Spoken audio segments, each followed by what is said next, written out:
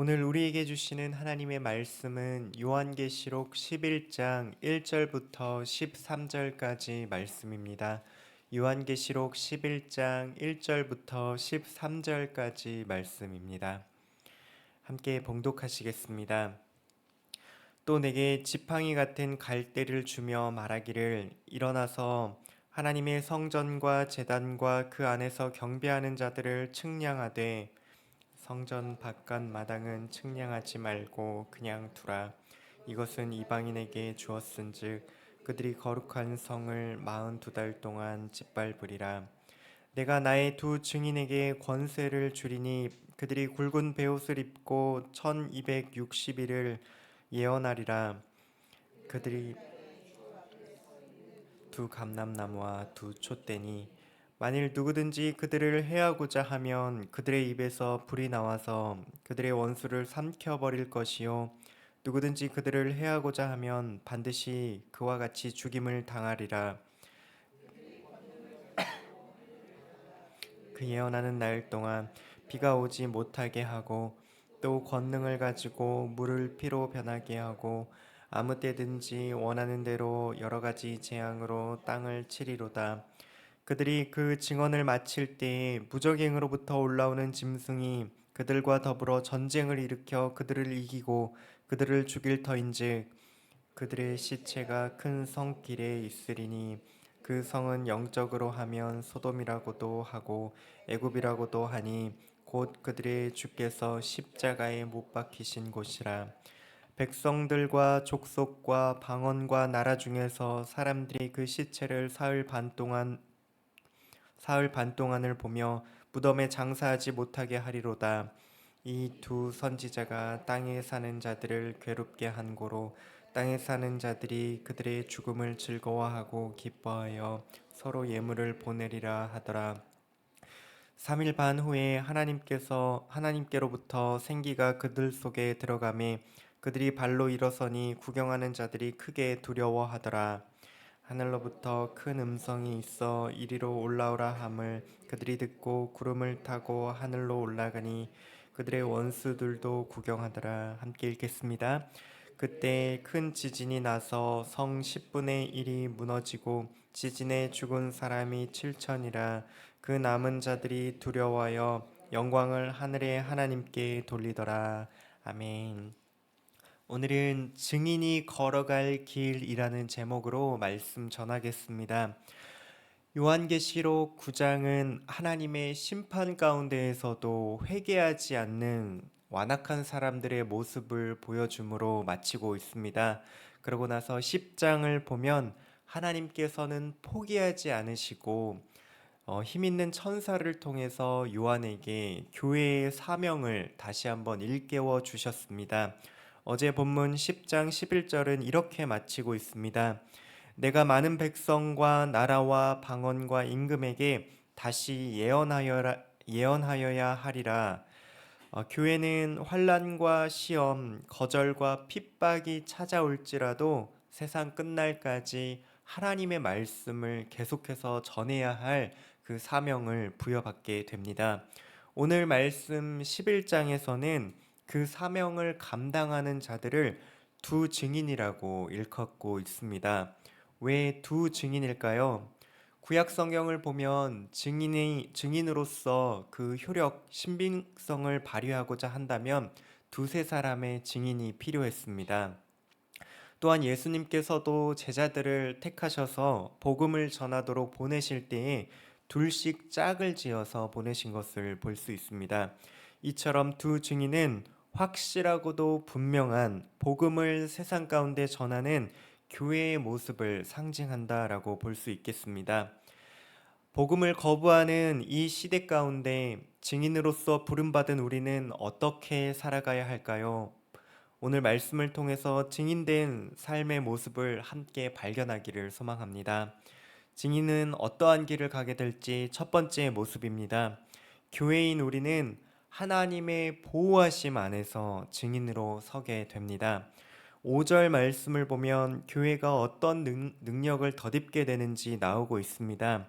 만일 누구든지 그들을 해하고자 하면 그들의 입에서 불이 나와서 그들의 원수를 삼켜버릴 것이요 누구든지 그들을 해하고자 하면 반드시 그와 같이 죽임을 당하리라.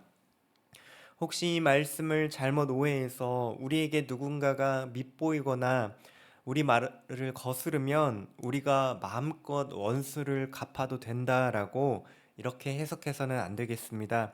그러한 권한과 능력은 우리의 것도 아니고 우리에게 주어지지도 않았습니다. 이 말씀은 복음을 전하는 그 교회를 지키시고 보호하시는 하나님의 능력을 묘사한 말씀입니다. 교회는 하나님께 부여받은 사명대로 증인으로서 복음의 씨앗을 뿌리며 세상 가운데 담대하게 증인으로 서게 됩니다. 그 과정과 결과는 하나님께서 반드시 책임지시고 그 일을 감당하는 교회를 하나님이 지켜주신다는 사실을 가르쳐 주고 있습니다. 우리는 하나님의 뜻대로 살려고 발버둥 치고 또 하나님의 일을 하기 위해서 시간과 열정을 내기도 합니다. 그러나 때로는 우리의 기대에 비해 일의 성취가 지체되는 듯 보이고 또 여러 가지 상황과 환경과 영적으로 방해가 느껴지는 듯 보일 때가 있습니다. 복음을 전하다가 무시를 받기도 하고 조롱을 얻기도 합니다. 그때 우리는 무엇을 의지해야 할까요? 우리의 수려한 언변도 지혜도 인맥도 우리가 가진 재물도 아닙니다. 6절의 말씀처럼 하늘과 땅을 움직이시며 우리 교회를 보호하시는 전능하신 하나님을 의지해야 하겠습니다. 증인으로 부름받은 소명의 시작은 하나님으로부터 비롯됩니다. 그렇다면 그 일의 마침과 결과는 누가 이루어 가실까요? 증인으로 부르신 하나님이십니다. 사랑하는 성도 여러분, 오늘 우리의 삶 속에서 하나님의 말씀을 붙잡으며 살아갈 때 우리를 방해하는 그 세상 앞에서도 담대하게 일어서시기를 바랍니다. 낙심치 말고 하나님의 능력을 의지하시며 오늘 하루를 걸어가십시오. 하나님께서 증인으로 살아가는 우리의 삶을 보호해 주실 것입니다. 하나님의 보호하심을 받는 증인은 또한 어떠한 길을 걸어가게 될까요? 두 번째입니다.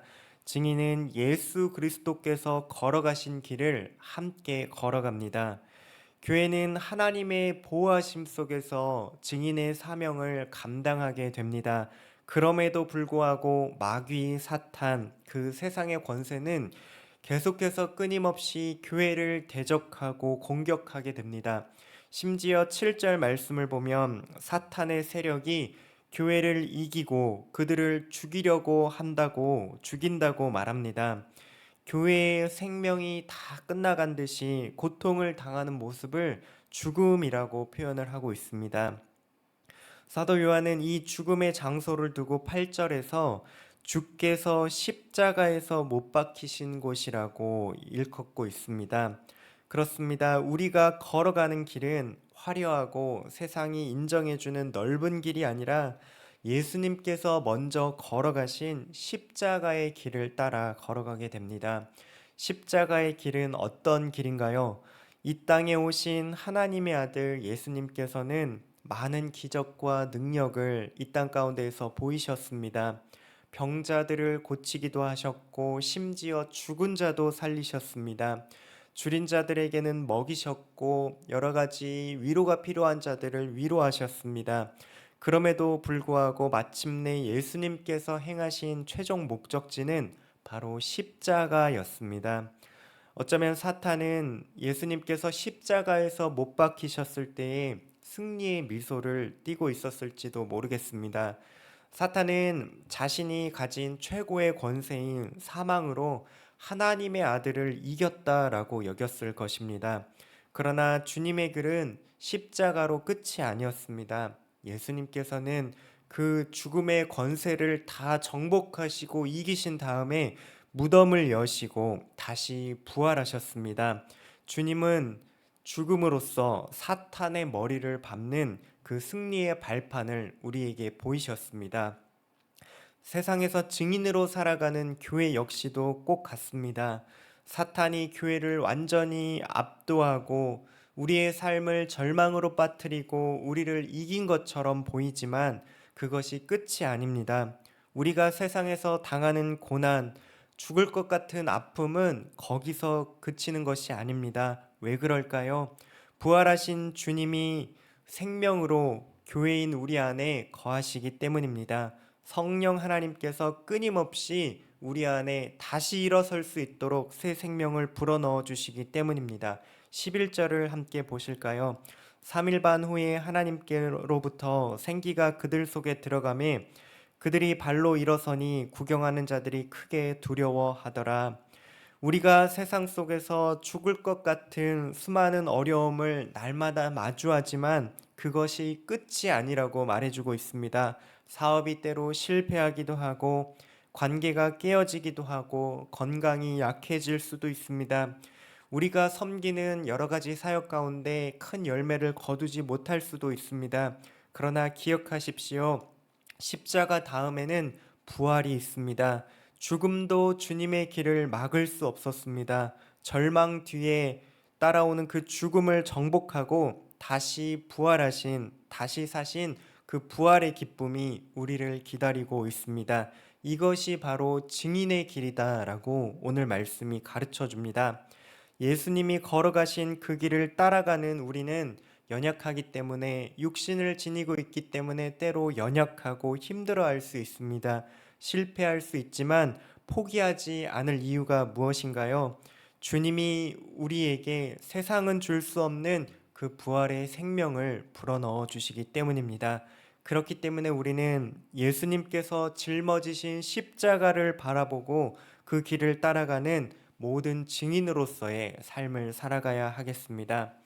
오늘 말씀을 맺겠습니다. 사랑하는 성도 여러분, 오늘 말씀은 어두운 이 시대 가운데 증인으로 부름받은 우리가 걸어갈 길이 무엇인지 함께 살펴보았습니다.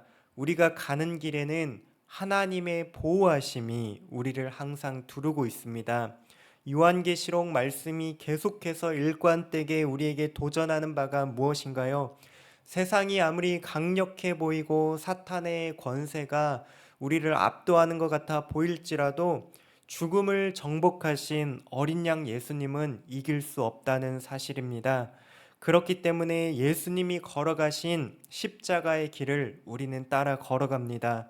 어떠한 고난과 아픔, 핍박 속에서도 부활의 생명과 그 기쁨이 우리를 항상 기다리고 있습니다. 오늘도 삶의 모든 현장 속에서 복음의 증인으로 일어서십시오. 말과 삶으로 예수님의 사랑을 전하는 여러분들 되시기를 바랍니다. 비록 조롱받고 거절당할지라도 때로 오해받고 사람들에게 손가락질 받을지라도 낙심하지 마십시오. 하나님께서 보호하실 것입니다. 또한 실패하고 넘어지더라도 절망하지 마십시오. 부활의 생명이 우리를 다시 일으켜 세워주실 것입니다.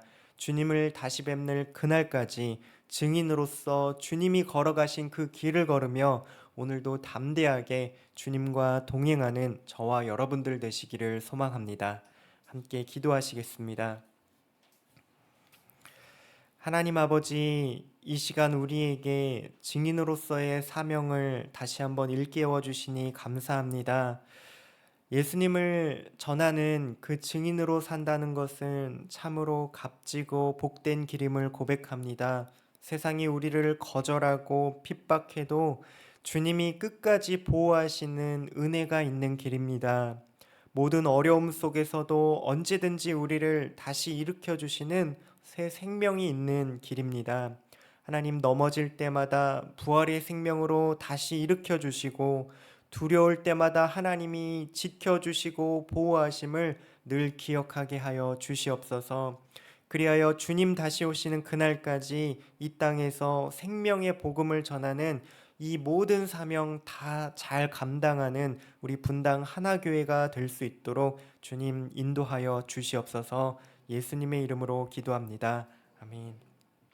이 시간 하나님 앞에 기도하시면서 나아가시겠습니다. 첫 번째로 말씀을 기억하시면서 기도하실 때에 힘들고 어려운 우리의 삶의 모든 문제 속에서도 하나님의 보호하심을 경험하게 하시고 믿음으로 살아가는 모습을 통해서 십자가의 복음을 증언하게 하옵소서. 이렇게 기도하신 다음에 교회를 위하여 기도하실 때에 여전히 육적으로 영적으로 연약하여서 고난을 당하고 있는 우리 주위의 여러 성도들, 우리 지체들 위해서 함께 기도하시겠습니다.